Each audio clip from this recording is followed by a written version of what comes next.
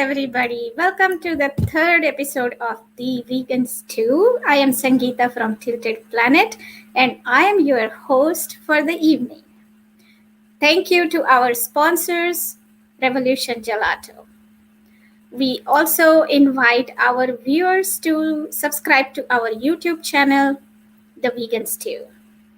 So tonight we're gonna be talking about the challenges of being and remaining vegan. I'm excited about this topic because I have run the local vegetarian families group for over 10 years now, and during the past 10 years I have helped and watched the journey of people who got onto the vegan path, and some of them could not stay there. They fell back, and their struggles and their successes I have witnessed closely. So this topic is close to my heart. Um, but first, let us bring the amazing ladies of the Vegans Too. Helene. Hey everyone. From Triangle Veg Fest and Virtual Veg Fest Live. Marla Rose from Vegan Street. Hi. Angela Ivan, Vegan Puppies. Laura Ball, Plant Power Studios. And last but not least, Kimberly Winters from Did You Bring the Hummus? Hello. Excellent. So, before we get into the main topic, as we have been doing, first we will go with the current news. And for that, as usual, Marla and Angela Ivan, over to you. Hi, everyone. Hi, ladies. How are we doing tonight? We're good. Just so you know, we have a little bit of a tech issue with streaming to Facebook. So if you're on Facebook, it looks like it is streaming to Vegan Street only. And you have to run over to YouTube, either the Vegan Stew, Virtual Veg Fest, or Tilted Planet is where we're streaming live right now. But it seems that the other Facebook streams have a tech issue. So, but we're still live and you can still find us. It's just that you got to go find us someplace different than you normally watch us. Yes, indeed. But we're here and we're about to give you this current news. I'm super excited because Target is becoming the go-to place for budget-friendly, clean beauty. They have started an initiative to pledge $2 billion to Black-owned businesses by 2025. And I'm super excited because I always go to Target and they are starting to be my go-to space for getting vegan clean brands like the Lip Bar. They were featured on Shark Tank. Baked Bakery, phenomenal brand, Pigmented. And now they have a new brand called I want to say Jocks, because the founder's last name is Jacquez, but it's JACQ apostrophe S, and it's a skincare line. And what makes clean beauty so amazing is that it is cruelty free, doesn't have any synthetics that could possibly mess up your face and your body, no parabens, and it's not harming any animals. So I'm here for everything that Target is bringing to the table, because Target is the best. It's just it's not Target, Angela Yvonne, it's Target. Oh, that's right, Target. Target. Yes, indeed, Target. But yes, make sure that you guys go and support those brands. And it's not just Black-owned brands, it's clean beauty in general. But they're just doing emphasis on brands that have been brought to the forefront by minorities, even indigenous people as well.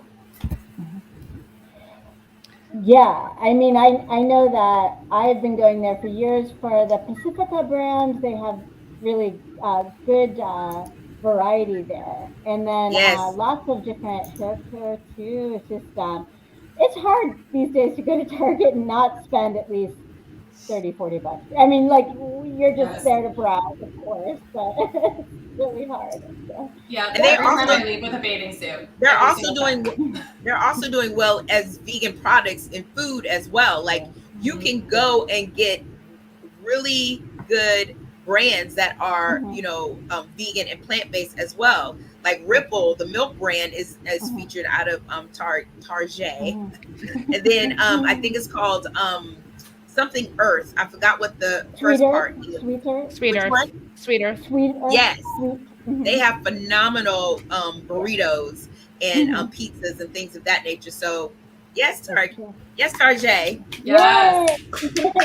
But another thing that's cool about Target is they take all the vegan and plant-based stuff and they don't have it just in one section. They interdisperse it throughout the whole store. Yes. So it's annoying to go to try and find something when you like to have your stuff in one place, but it's great for the products and for consumerism that it's all over the store. So it's really neat. I think that seems to be like the vegan product scene is just exploding so much that it's harder to get it so narrowed down into one little section anymore. So that's a good problem to have. So it's like a snaps for Target. Yay! Yay!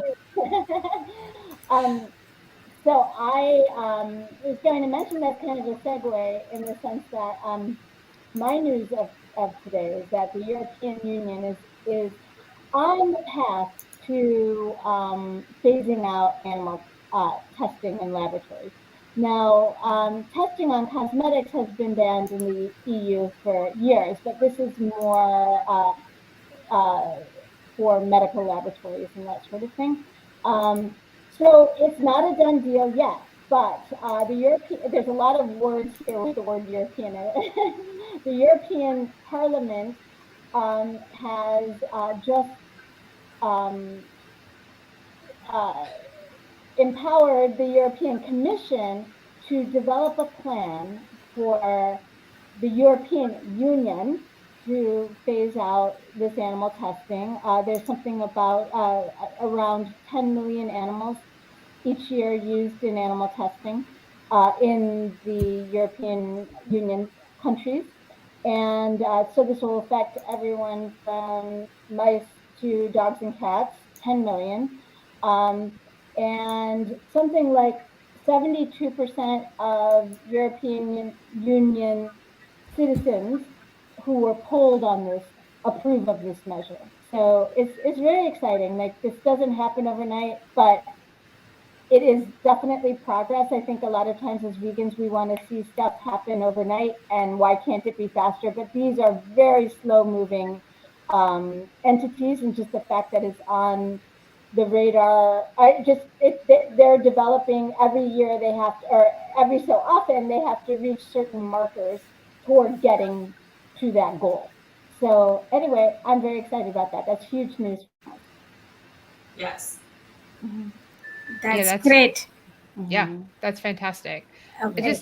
Since we're live, I just want to do there's a couple of tech issues that we're having as well. Marla, can you mute yourself for a second?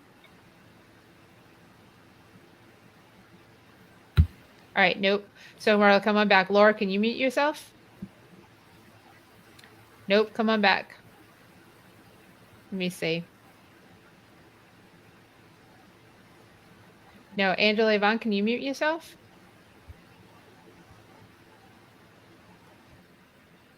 Nope, not there. Sangeeta? No. All right, so I don't know where that feedback is coming from because it doesn't go away with any of us muting ourselves. So maybe you should hear it when we're talking, because when I can hear you guys clearly, but Marla, I hear muffled. Mm-hmm. Okay. What if I'll take off my earbuds? Does that help? A little bit better, but it's still kind of muffled. But okay, but I just want to make sure that we can be heard, but there's some thank you for the feedback because it's all the way up there to Elizabeth. So thank you, Elizabeth, for the muffled sound. Is it all of us If you let us know, or is it one of us? Let us know, because that'll help us with fixing, not just for tonight, we might not be able to, but for the future Absolutely. as well. So Yes. thank you. I'm going to throw it back at Sangeeta. What? It's tech night. That's why we do it live. Exactly. All right. So before we dwell into the main topic of the evening, is there anything else would you like to bring up? Anyone? Can I bring up one little thing? Sure. Just last week, on Sunday, I found out that a woman who runs an animal sanctuary in Michigan founded it 20 something more years ago, named Dorothy Davies, passed away after a long illness. And the name of the sanctuary is Sasha Farm. And like I said, they've been in it forever. So if you are able to donate anything, $5, $10, whatever it is, through their website, just Google Sasha Farm, Sasha Animal Farm. They will really appreciate it, because they're going to continue doing their work, but it's a hard loss. So I just wanted to say that. Marla, is that SACHA or SASHA? SASHA, no C. Okay, there we go. Because you have a fundraiser right now on Vegan Street, so let's send everybody there. We reached the goal. Yeah. Oh, that's great news. Mhm. Yeah, that's amazing. So let me throw that on there. All right, cool. Cool. Well, awesome. We're not as talkative as we usually are, but I think we'll get there when Sangeeta brings us into the main topic. All right. So, can we start the main topic, or are there any other items? I was kind of excited to see that potato milk is now going to be the new oat milk, which I'm excited to try. I saw that was a new thing. I'm like, I mean, I love potatoes for everything. They're like, my meat. So I'm excited to see what the milk's going to be like. That's going to be interesting. Is this mashed potatoes? In a I don't know if they're mashed or what the deal is, but it's potato milk, which I am excited for because I love potato bread. So I thought that was kind of interesting and just wanted to share that. So keep your eyes on the market for yet another milk alternative. But yes. But is it raw potatoes? I mean, because I'm thinking the same thing. I'm like, how are you going to milk a potato? Yes. I believe it was on. Let me think. I think it was on Veg News. But it's going to be the next big thing. They said oat milk move over. Potato milk's going to take over. So wow. Yeah, I wonder what the consistency is going to be, because I know the lightest milk that we have is like rice milk. Then that's like water, and then it would be like coconut milk, and then from coconut milk you could do a soy or an almond milk, and then cashew I think is the most consistent to the regular milk that we have because it has a more thickness to it. So I'm anxious to see what potato milk is going to taste like. Same. I just want to know, are they cooking the potatoes and then turning into milk, and what that consistency is going to be like, and what are they adding to it to make it into a milk? Yes. Because and what type of potato are they using? That's what I want to know too. Is it Yukon? Is it probably they use Russell potatoes for everything. Right. Are they fingerling? I don't know. But I'm very excited to find out. That's funny. That's the best comment ever. We just need to like quote some of this stuff, put it out there. What kind of potatoes are they going to use? I don't think they should use any. But that's great. I'm gonna let someone else be the guinea pig for that. Potato heads. It's gonna be Laura's. It'll be okay. It will be a winner when it comes to that. Yeah, let's do that one live when you get it. Oh yeah, when I get it, I will taste test it live and tell all of you how it is. Absolutely. Well, we're gonna see your face, so it'll be perfect. A live review. I want to see that spit. I want to see it spit out onto the screen. I just want to. Maybe I'll do like a White Russian. I mean, vodka's made out of potatoes, right? So it can't be that bad. I think we're ready. Okay. Do it. All it took was the potato milk. Potato milk. Potatoes bring the vegans together, right? Oh gosh, yeah. I mean, I have been used to having like one vegetarian dish in any fast food restaurants as French fries. Yes. But not at McDonald's because they're Not not at McDonald's. vegan. I learned that later. Yep. Yeah. So yeah. Yeah. And for everyone, if you don't know that, French fries should be vegan, but McDonald's kind of coats them in like meat fat. Animal fat. Yeah. Yep. Yeah. And then fries them, and that's Yeah. Oh well. All right. All right. So let's jump into the topic.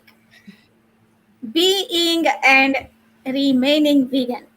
So top two things that I have heard from people. What makes it harder is people say, I want to be vegan, but the rest of my family is not on board. That's number one. Number two is, I can't give up cheese. And so, my answer to both of those things, my answer to number one question is that just learn how to make vegan food. It's awesome, it's delicious, and start introducing it to your family. And when they understand, oh, like I have had family visiting, and I've made Indian dishes for them, like kadhi, for example, which is usually a buttermilk, is the main ingredient in that. And they were like, if we didn't know you were vegan, we would not be able to even tell the difference. So just make everything that can be, everything has been veganized pretty much at this point. So just start making vegan versions of it is what I often tell people. And for the second question, I can't give up cheese. I say that it just takes time for your taste buds to change. But if you keep trying often enough, you will actually start to prefer vegan cheese. Mm-hmm. So those are my answers. Anybody wants to chime in here? So, what I would love to just say, and what I say to people too, is replace I can't or won't, with something else. So, I can't be kind to animals because it's too hard. I can't, stop being kind to animals because I love cheese too much. If you replace it and make it different, it starts to compute differently, I think, too, because it's an environmental thing, it's a compassion thing, and it's really just about doing the right thing. And to your point, Sangeeta, I remember, I think I got like a veggie burger or something, said, they said they have vegan cheese, but they put real cheese on it. That first bite was so disgusting because it's so rich. And I don't know what it is, but now it's nauseating. Like smelling it, tasting it, even when I get it on accident, it's not good anymore. And I think people don't think it'll ever be that way because dairy is an addiction. Let's be honest. I mean, it really is. This country specifically is addicted to dairy, and it is one of the worst industries. In my opinion, it's even worse than the meat industry because of how they treat the animals. It's just awful. So I, promote to everybody, just think about it in a different mindset. Can't you or won't you? That's a good point. Can't you or won't you? And sometimes like there is some manipulation from the family also. Like they would like say, oh, but then you're torturing us. And then you have to make that distinction. Is what are you saying as torture? Is and what animals go through is the real torture. And so like not get into that, not fall for those manipulative scenarios. Marla? Yeah, I was just going to say, I went vegan in the 90s, and what we had was ridiculous. It was so very bad that you were just, it was better just to go without. It was ridiculous. They were trying, but that was the best that we had. So what I often advise people to do is to take a nice long break of dairy before they try vegan cheese because their palate, their taste buds are acclimated to dairy. Um, and then there's just so many more options. And I definitely think that people need to have somewhat of an open mind to it. But I had a similar experience with Laura in the sense that one time, this was maybe 5 or 6 years ago, I went somewhere and they put actual dairy cheese on something I ate, and it was so disgusting. And it just has an animal taste to it. And the thing is, I noticed it right away. And the second thing is that that's not me, by the way, making those noises. The other thing I was going to mention is just that, like, it blew my mind because that was not, I couldn't believe at the time that that was something I never thought I could live without. When I first went vegan, I thought I'll just have to suffer through the rest of my life without cheese. So dramatic. But yeah, I mean, I do think that you need to give yourself at least a 3 week or more break, before you get back into it. Anyway, that's it. Go ahead, Halim. Angela, did you have something to say? Because you kind of raised your fork earlier. Who, me? Yeah. Oh, You I okay? was just waiting my turn. You can go first. Oh, I was. You put me on the spot. That we're live. I was just going to say that pertaining to being a vegan and staying a vegan, I think the one thing that always stays true is that you just have to find your why, as into why you're doing this or why you're not. Because once you have your why in place, I think it makes your decision a little easier. And when people say that they can't, I agree with Laura, where if you put the word I can't or change it to something like it's not a priority to me, it sounds more harsh. And I think it gets your brain to thinking like, well, why is my health more a priority? Or why isn't my, the planet, more of a priority versus saying I can't or I won't or I don't want to. When you start saying I don't want to, then that's another trigger for your brain. But I feel that the longer that you're in the lifestyle and, you are communing with other people who of like mind, it's just easier if you're a type of person who needs a lot of support whenever you're making decisions. Yeah, that's fantastic. Yeah. So I'm going to speak for all of us for a second, and I'm going to guess that we've all said I can never be vegan. No, I've never said that. You didn't say that? No, Yeah, I wasn't exposed to it until my mom, got breast cancer. And then I was just like, well, what are some alternatives? Because I've always been open-minded at dealing with food. Long as it don't smell bad, I'll try it once. So it was never a situation where I was just like, oh, I could never. But when I started to subtract the different things, it when I really thought about it, it was like I really didn't miss it. So it wasn't a situation because I was never really a steak person. I never was the only thing that I used to love hot dogs. I used to love hot dogs and I used to love hamburgers. But steak, I wasn't really on that, on that type of vision or mission. But yeah, as long as it don't smell bad, I'm always with something like that. So veganism, it just made my palate better. Oh, that's yeah. It's most people who are vegan at some point before they went vegan said the words, I could never do this. For me, the soy milk, many years ago, I didn't want to give up Parmesan cheese. I don't want to give up whipped cream, all of which you can get vegan now. It's just as good as far as I'm concerned. But cheese is insidious. The advice I give to people when they say they are thinking about going vegan, the baby steps, I say, don't worry about meat, get rid of dairy. Yeah. First thing. And to Laura's point, when it comes to the industry, I'll tell you a story about when I was drinking milk, and I would drink organic milk because I thought, well, I feel better. I'm drinking organic milk. How bad could that be? And then you learn when you go vegan that organic milk is actually much worse than non-organic milk. And why is that? It Because is? yes. All right. Well, here we go. I can tell you why it is along with everybody else.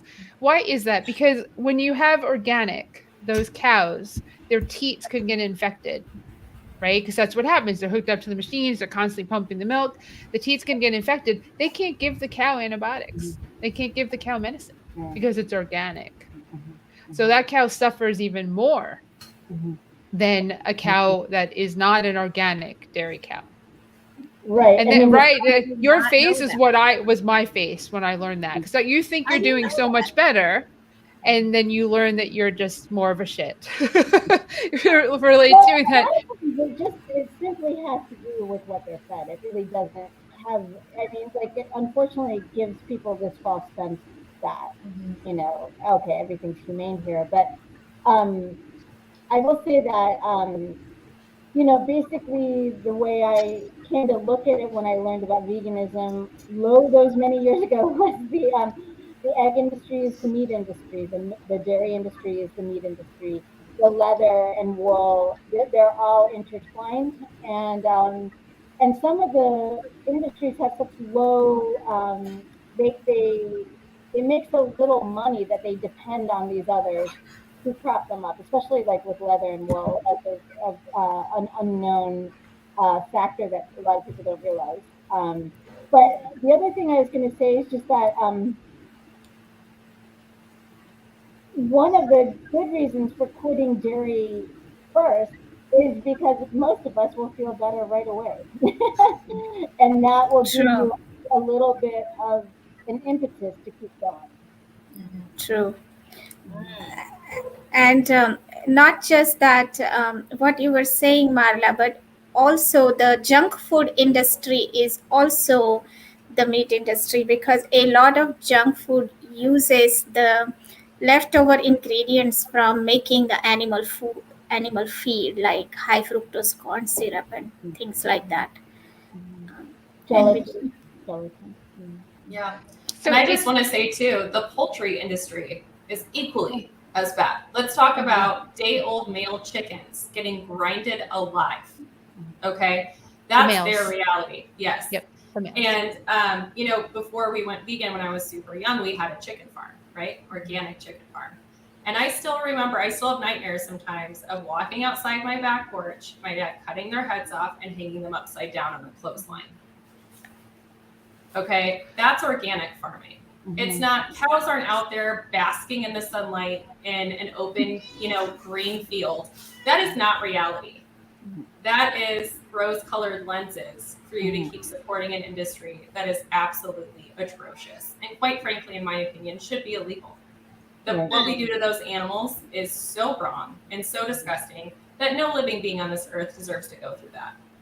And what makes a cow or a tiny chicken or a pig or a goat any less than a dog or a cat or a parakeet? Yeah. Yeah, you know what I mean? Like, that's just what drives me nuts, is that some species are better than others. What does that sound like to you? Speciesism. Yes. That's what that sounds like to me. Yes. It's just disgusting. one other thing that I mentioned, for those who are transitioning, like it could become overwhelming if you think about like making all meals vegan at the same time.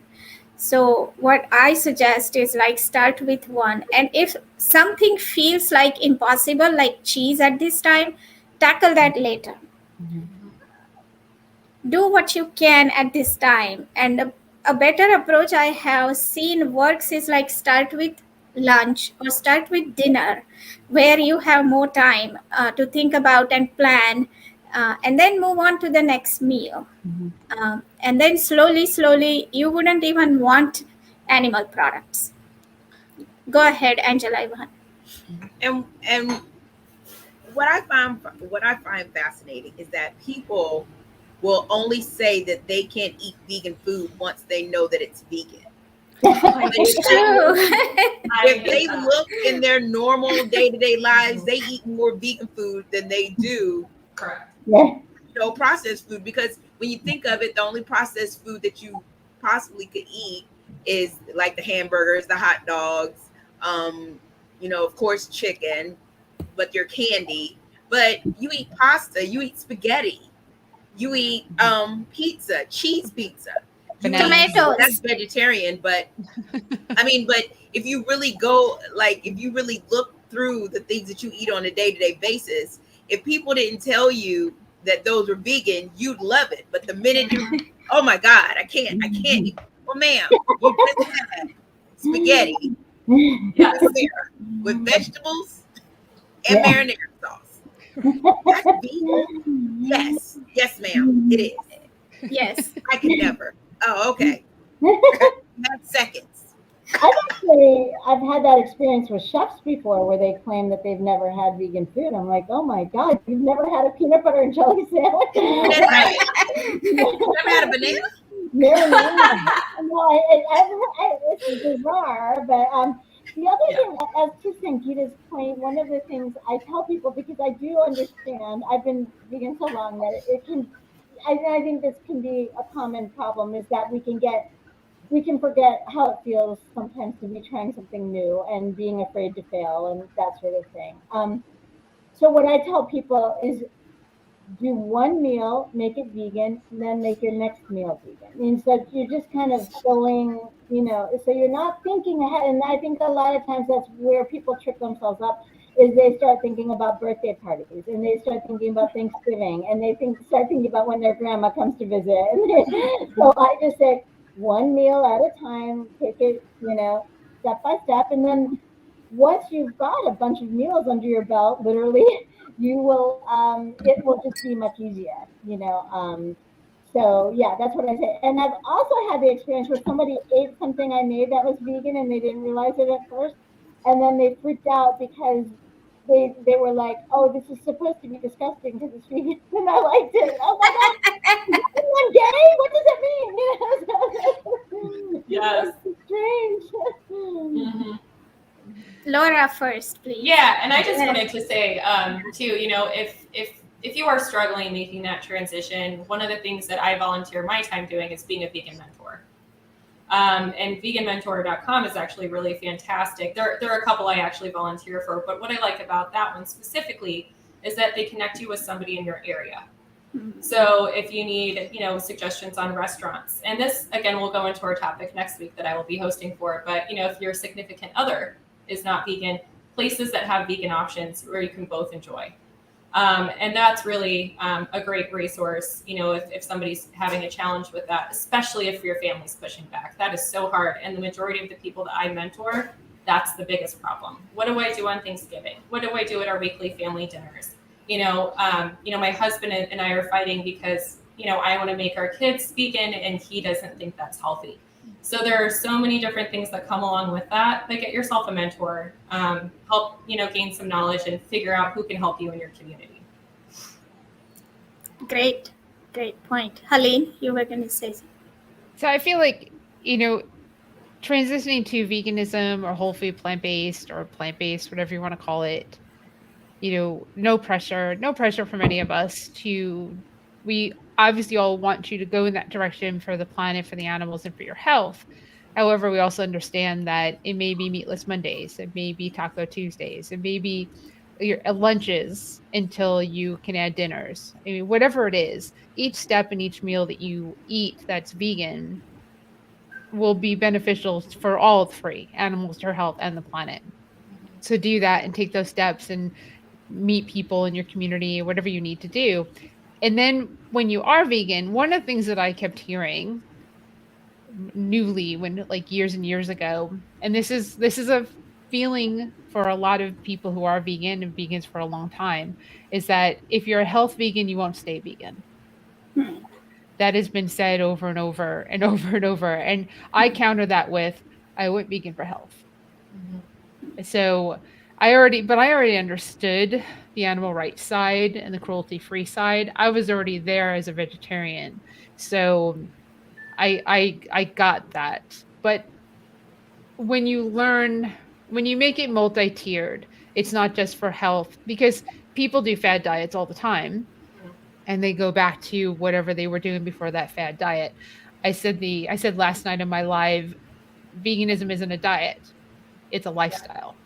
Yep. So when you add that to your life, as life in for the rest of your life, that you make this choice to be more conscious of what you put into your body, because what you put into your body fuels your body and also can help you with things like avoiding heart disease, diabetes, strokes, cancer, high cholesterol. Thanks, Philip. So you that's that's what you're doing for your health. And then when you add the environment, which is all around us right now, I mean, you can see climate change and global warming happening before our eyes. The best way to counter that is what we put into our bodies and what we put onto our plate.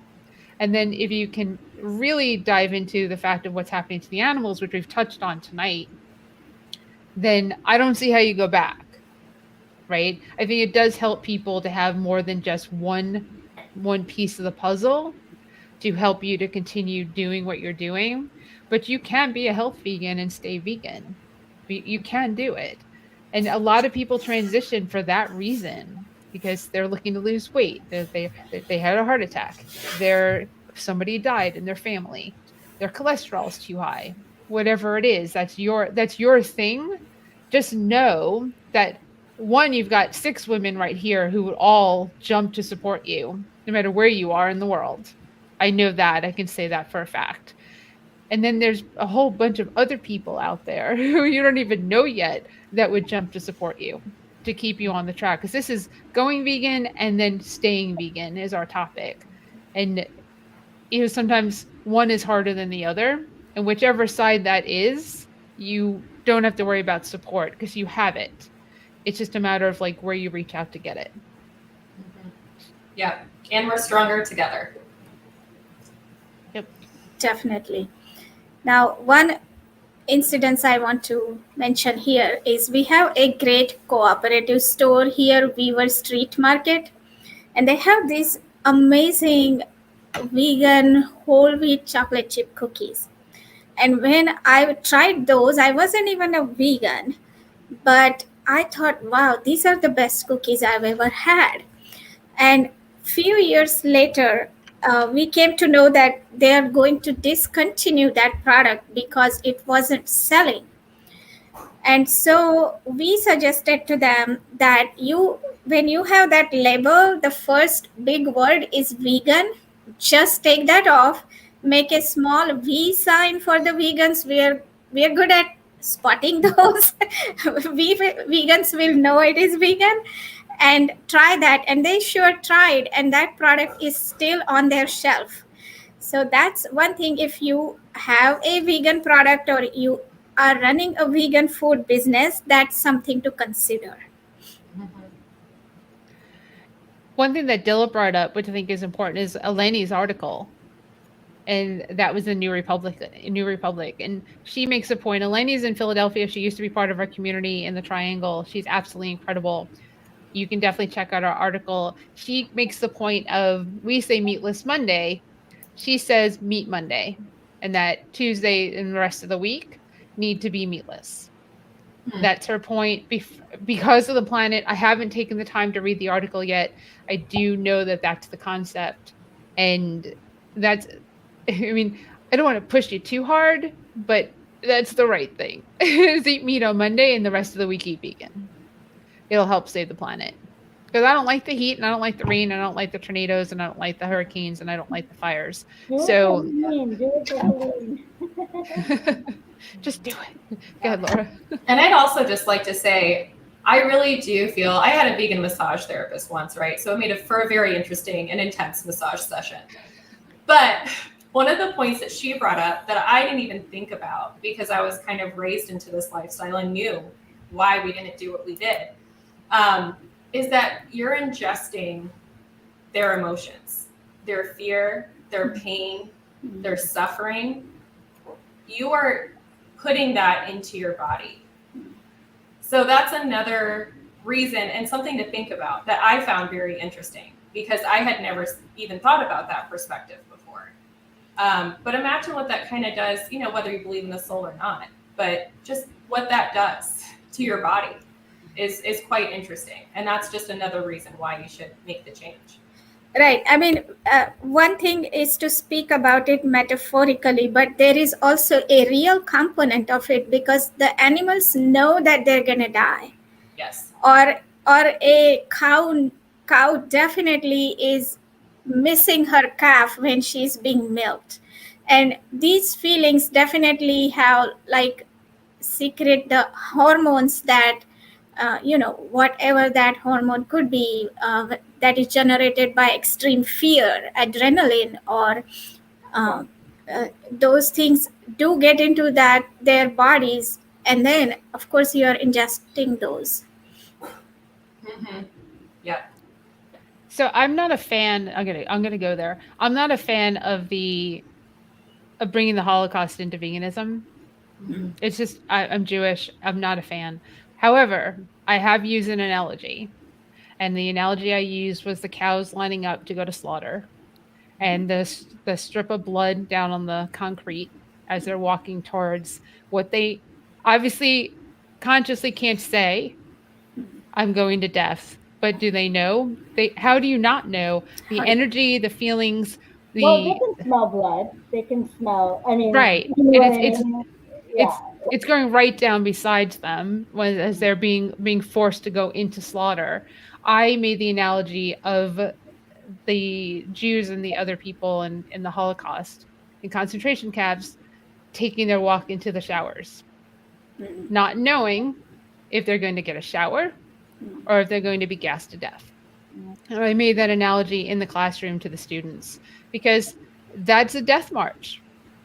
And there's no other way to put it. And they know they're sentient beings. They love they're mammals. They love their kids like a human mom and dad would love their children. Right. They're stripped away. Their children are stripped away. And if they're meat cows, cattle, they're going to slaughter, and they the one after the next. They just get forced. And if you've watched any films, and they're all absolutely like horrific, but if you watch the films, they don't just walk in. They have to be forced to walk in because nobody wants to walk to their death.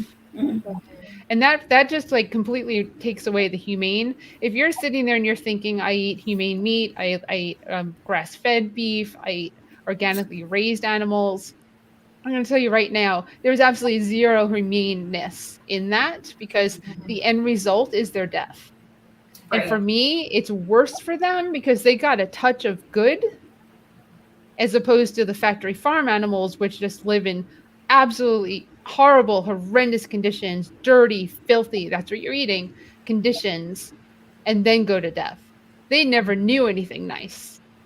The animals that live free range, like free range, well, it depends on the animal, but free range, the cows just graze and they live their lives and like maybe on a family farm where they actually show some love, and then that farm sends them to a factory farm, a factory farm to be slaughtered Yeah. by nobody that they know, and then they're just dead. There's nothing humane about that. No. Marla. I know we're getting close to the end, but I do want to point out just that, like, for example, free range for chickens means that there is an open door somewhere in this giant warehouse, and they may or may not be able to access it. They've had to, the industry has to replicate the same uh, the same approach as conventional agriculture, because that's the only way it can be done. So people are deluding themselves if they think that quote unquote organic animals are treated that much better, because it's not night and day. They're not treated like so sweetly before slaughter either. It's a lot of times it really, like what I was saying before, is just about food. It's just about what they're fed. Yeah, you don't hear like, oh, your cow died of natural causes, right? Like Yeah. that's not. And I think that's kind of what people subliminally think when they think organic is like, oh, they're living their life and they're having this great life, and then I'm eating them when their time's up. That's not how it works. And those organic free range farms are still not humane. They're still not, in my opinion. Kimberly. Also, all of the animals that people are eating are babies.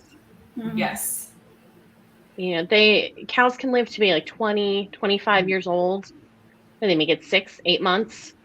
Mm-hmm. You know, chickens, just a few months. And in that time, like the broiler chickens are pumped so full of steroids that, you know, their legs are broken, their feet are all messed up, they can't move, even if they are free range. They couldn't get out of the door if they wanted to because they're too big. Yeah. Well, and that's part of why it's so expensive at sanctuaries to give them care is they have been bred to have an expiration date at a very young age. And, you know, almost always, quote unquote, broiler hens and egg laying hens die by the age of 1 or so. At a sanctuary, even with the best of care, because of how they've been bred.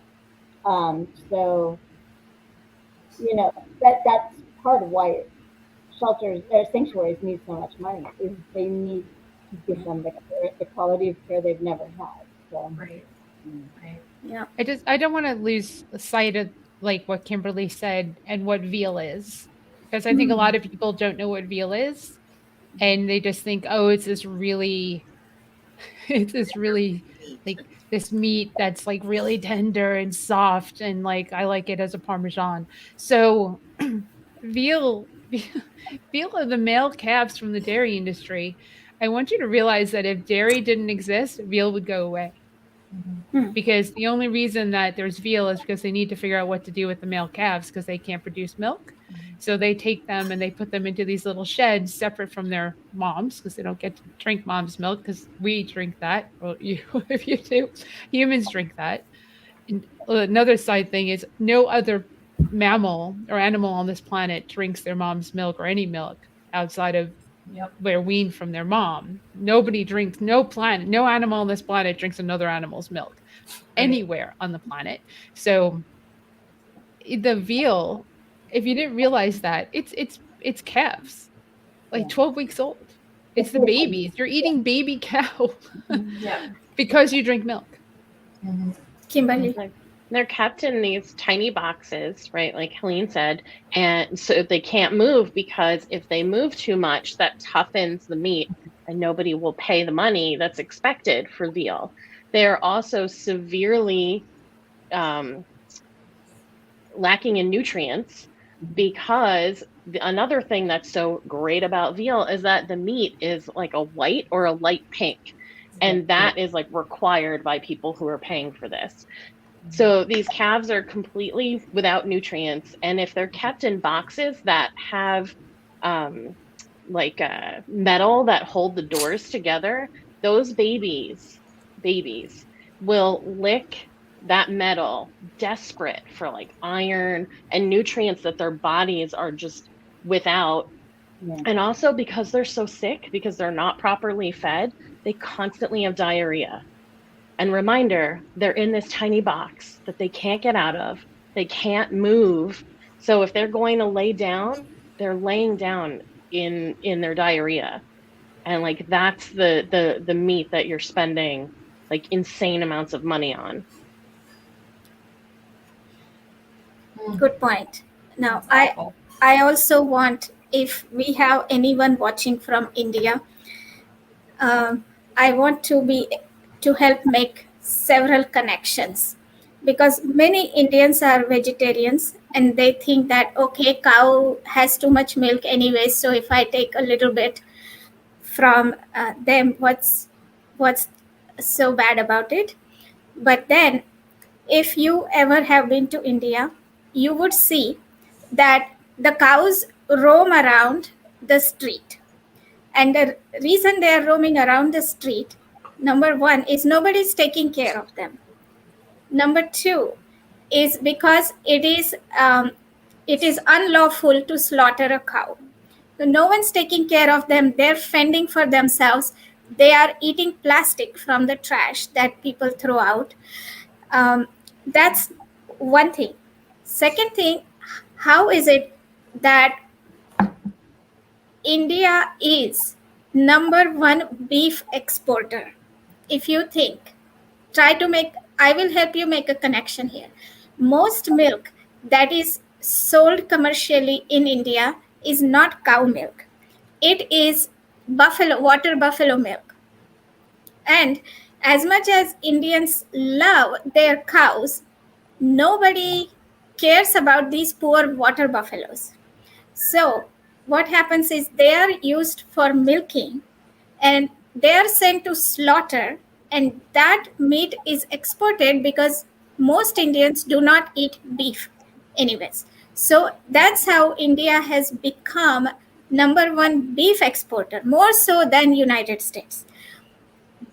India is also a major leather exporter or leather manufacturer. How does that happen? Is these what male calves from these dairy water buffaloes are starved to death, and their leather is sold as ahimsa leather because they are not slaughtered. They just starve to death, like they just as if they died naturally.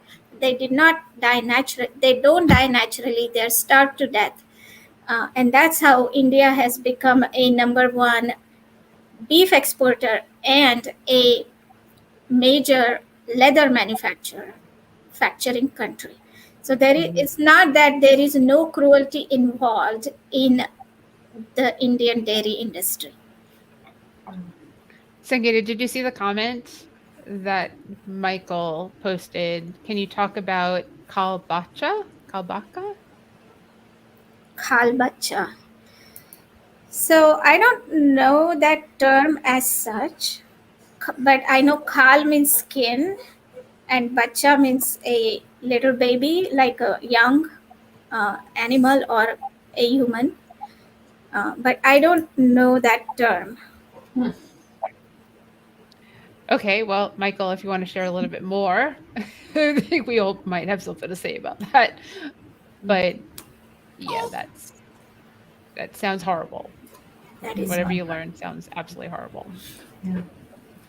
And just to kind of go back to what Kimberly was saying to you before we wrap up, is one of the most significant memories I have with my dad was when we turned vegan. He goes, "Let me show you something." And he pulled out a piece of 8.5 by 11 computer paper and he set it down in front of me. He goes, "Imagine living in this your whole life." Referring to chicken specifically. Imagine living in this piece of paper your entire life, and that is your existence before you get murdered. Wow. This is why we made the change. And that, I don't think people really think of it that way. And that's why I love what Jim Carrey said. I can't remember specifically, but he said something that these animals aren't wild. We are. We are the wild animals, because what we're doing is it's not compassionate, and it's not humane, and it's not woke. It is something very different. And I agree. I think we are the wild animals, because this is just disgusting. Oh yes, Michael. Sorry, Kimberly. I'm just going to refer to. Yes, Michael, that is definitely a practice of all over India. When the calf dies, they stuff it and put it in front of the cow or the buffalo so that mommy thinks that's her calf and keeps giving milk. It is a very normal standard practice. It has been going on for ages. It is not even modern. I just don't tell anybody about that here. And one thing that's really important for people to understand, because some people don't know that women, mammals, females, don't just produce milk. Like, you can't just walk up to a female mammal and be like, "Hey, can I get milk from you?" The way that happens is they have to have babies. and you have to keep having babies to keep producing milk. So the cows aren't going, hey, let's have a baby.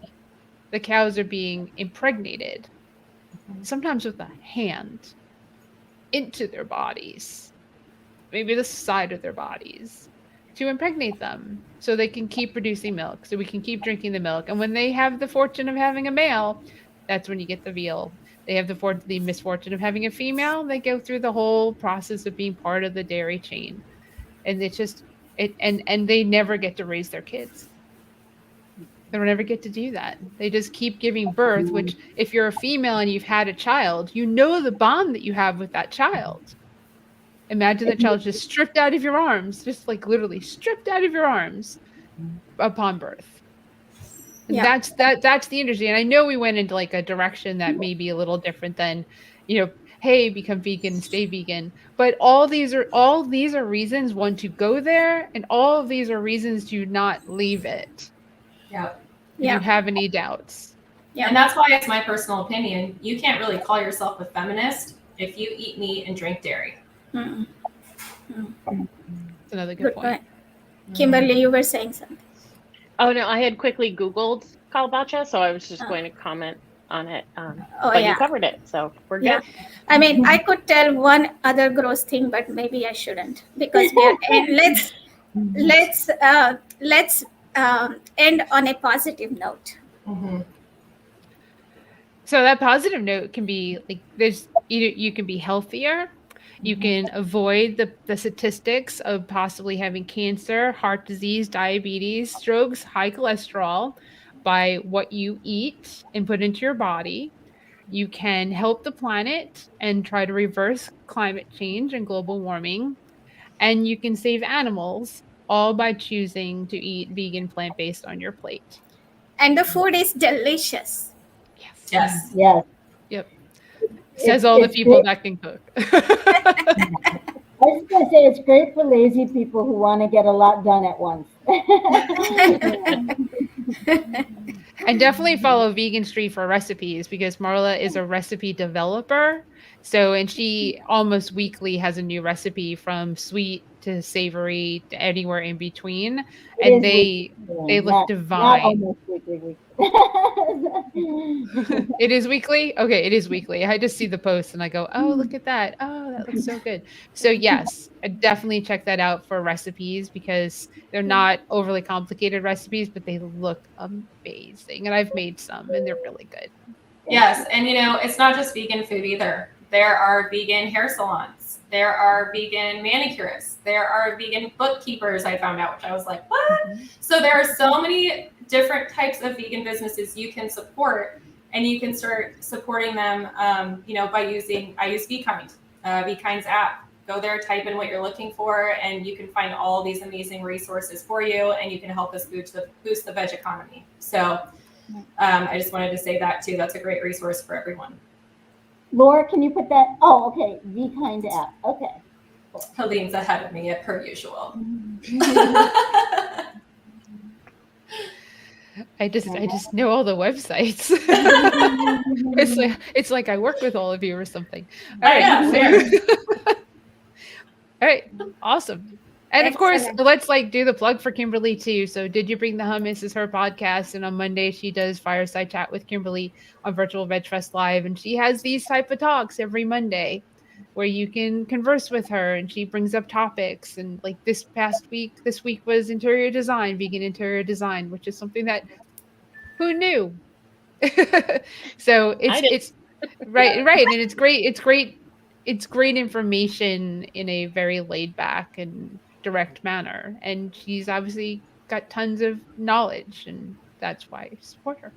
And next week is Dating Non-Vegans, and will be hosted by Laura.